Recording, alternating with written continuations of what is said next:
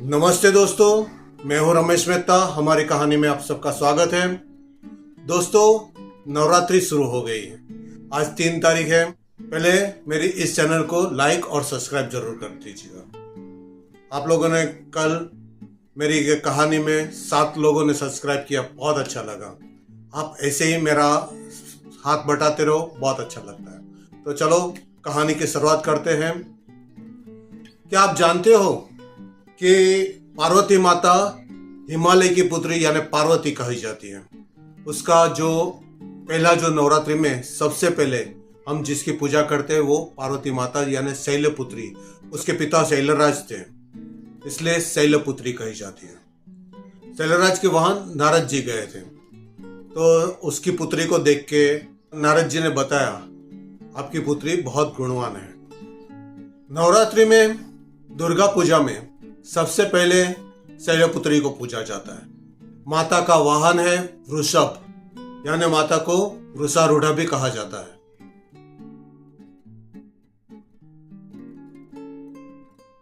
कथा कुछ ऐसी है कि 10 प्रजापति के वहां यज्ञ हो रहा था। उसकी पुत्री सती शंकर भगवान की पत्नी थी। सभी देवी देवताओं को दक्ष प्रजापति ने बुलाया, लेकिन उसने शंकर भगवान को नहीं बुलाया। जब इस सती को पता चला तो वो अपने पिता के यज्ञ में जाने के लिए विवल उठी, और उसके बाद उसने शंकर जी को बताया कि मेरे पिता के वहां आमंत्रण की क्या जरूरत है, हम चलो चलते हैं। तो शंकर भगवान ने बताया कि बिना आमंत्रण की हमें जाना ठीक नहीं है। लेकिन सती ने जीत की, तो शंकर भगवान ने उसको जाने के लिए हाँ कह दी। अभी सती अपने पिता के वहां गई। माता ने सती को प्यार किया और वो अपने पिताजी के पास गए पहुंची, तो उसके पिताजी ने उसके लिए कटु वचन कहे।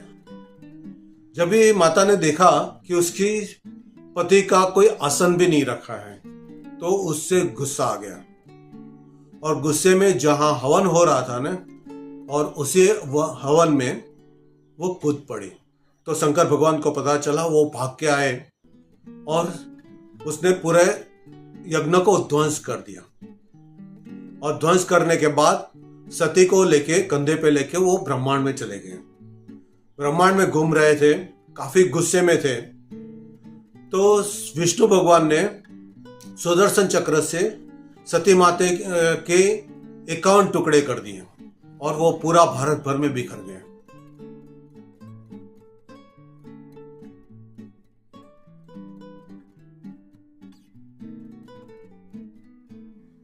यही सती अगले जन्म में शैलराज के वहां पुत्री के रूप में जन्म लिया और उसको शैलपुत्री कहलाया। बाद में शैलपुत्री यानी पार्वती का विवाह शंकर जी से हुआ था। बनारस में एक ऐसा मंदिर है जहां माता खुद विराजमान है। जब भी पार्वती माता शैलराज के वहां बड़ी हो रही थी, तो एक बार वो भ्रमण करने निकली।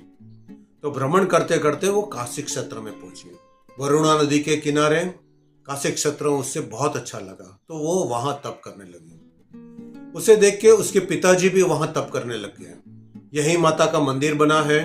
शैलराज शिवलिंग के रूप में विराजमान है और गर्भगृह में माता शैलपुत्री ऊपर विराजमान है। दूसरे दिन हम ब्रह्मचारिणी माता की पूजा करते हैं। अभी शैलपुत्री बड़ी हो गई और वो वहां तप करने लगी। माता का साधक अपना स्थान माता के चरणों में रख देता है।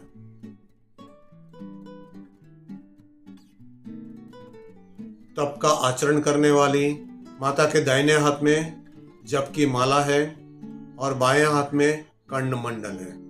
हमारा जीवन सफल हो सके और अपने सामने आने वाली हर एक बाधा को दूर कर सके, तब त्याग, वैराग्य और सदाचार में वृद्धि होती है।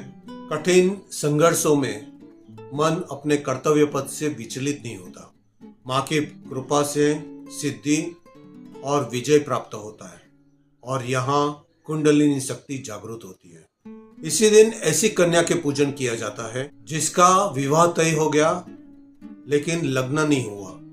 ऐसी कन्या को अपने घर में बुलाकर भोजन, वस्त्र और पात्र भेंट दिए जाते हैं।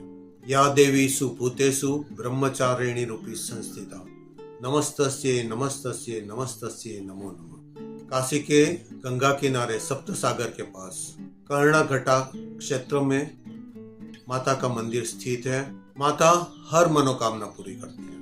नवरात्रि के तीसरे दिन माता चंद्रघटा का पूजन होता है। साधक माता की कृपा से व्यक्ति की प्राण शक्ति और तेज हो जाती है। कई तरह की खुशबू एक साथ लेने के लिए सक्षम हो जाता है। दैत्यों का संहार और अनिति आचरण हटाने के लिए माता ने 9 रूप धारण किए। माता के माथे पे अर्धचंद्र शोभित है। माता दैत्यों का संहार घंटनाद के साथ करते हैं। माता के 10 भुजा है, जिसमें पद्म, बाण, धनुष्य, त्रिशूल, गदा, तलवार, कमंडल और कमल विराजमान है। माता सिंह पर सवार होकर आई है। माता की पूजा करते वक्त शारीरिक शुद्धता और मन को पवित्र रखने का ध्यान रखना चाहिए। पूजा में विविध सुगंध के पुष्प, नैवेद्य और इत्रों को रखने का विधान है। शरीर में होने वाली पीड़ा को अंत कर देता है।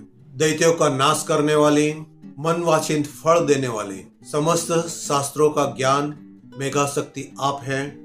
कहते हैं माँ का विकराल स्वरूप देखकर महिषासुर की विशाल सेना नष्ट हो गई। काशी में लखवी चौराहा के पास माँ का मंदिर है। माता का पूजन, नैवेद्य, अत्र, अलग अलग खुशबू के फूल, ये सब भेंट करने चाहिए। माता के साथ गरबा, डांडिया ऐसे रास खेलना चाहिए। हर रात आनंद से बितानी चाहिए। कोई गुस्सा नहीं करना है, सिर्फ प्रेम और आनंद करना है। दोस्तों, हमारे जो वस्त्र है वो हमारे भारतीय वस्त्र पहनना चाहिए। माता की पूजा करनी चाहिए, माता की आरती करनी चाहिए। सब लोग साथ में मिलकर आरती जरूर कीजिएगा, माता की पूजा अर्चना कीजिएगा। अगले टाइम में आपको और 3 दिन की जो देवियां हैं उसके बारे में बताऊंगा, कुष्मांडा, स्कंद माता और कात्यायनी के बारे में। तब तक मेरी इस चैनल को लाइक और सब्सक्राइब कर लीजिएगा। धन्यवाद। जय श्री कृष्ण, जय श्री राम, जय हनुमान, जय माता दी, हर हर महादेव। भारत माता की जय, भारत माता की जय, भारत माता की जय, जय माता दी।